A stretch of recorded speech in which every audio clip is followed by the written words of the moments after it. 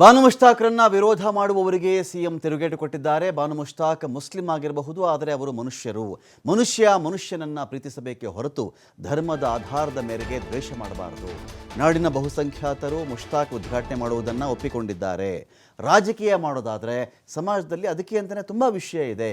ಚುನಾವಣೆ ಸಮಯದಲ್ಲಿ ಬೇಕಾದರೆ ರಾಜಕೀಯ ಮಾಡೋಣ, ಕುದುರೆ ಇದೆ, ಮೈದಾನ ಇದೆ, ಅಲ್ಲಿ ರಾಜಕೀಯ ಮಾಡೋಣ.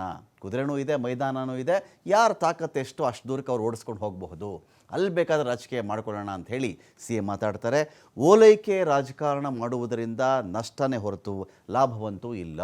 ಬಾನು ಮುಷ್ತಾಕ್ ಅಂತಾರಾಷ್ಟ್ರೀಯ ಬೂಕರ್ ಪ್ರಶಸ್ತಿಯನ್ನು ಪಡೆದುಕೊಂಡಂಥವರು. ಅವರು ಈ ಬಾರಿ ದಸರಾ ಉದ್ಘಾಟನೆ ಮಾಡಿರೋದು ಸರಿಯಾಗಿದೆ.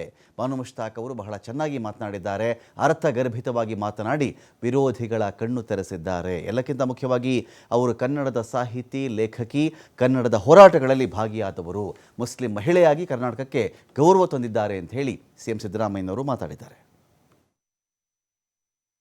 ಬಾನು ಮುಷ್ತಾಕ್ ಅವರನ್ನ ಈ ಬಾರಿ ದಸರಾ ಉದ್ಘಾಟನೆ ಮಾಡಬೇಕಾದ್ರೆ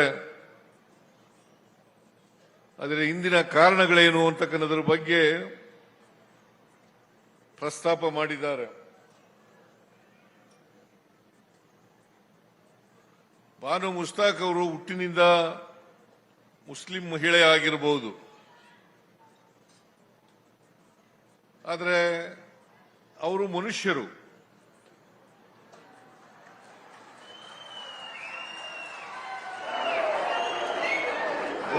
ಮನುಷ್ಯರನ್ನ ಪ್ರೀತಿಸಬೇಕೆ ಹೊರತು ಧರ್ಮದ ಆಧಾರದ ಮೇಲೆ, ಜಾತಿಯ ಆಧಾರದ ಮೇಲೆ ದ್ವೇಷಿಸಬಾರದು.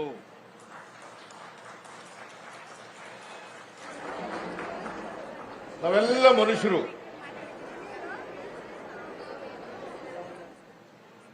ನಾವು ಪರಸ್ಪರ ಪ್ರೀತಿಯಿಂದ ಇರಬೇಕೆ ಹೊರತು ಪರಸ್ಪರ ದ್ವೇಷದಿಂದ ಇರಬಾರದು. ಅದು ಮನುಷ್ಯತ್ವದ ಲಕ್ಷಣ ಅಲ್ಲ. ನಾವು ಮನುಷ್ಯತ್ವ ಒಪ್ಕೊಳ್ಳೋದಾದ್ರೆ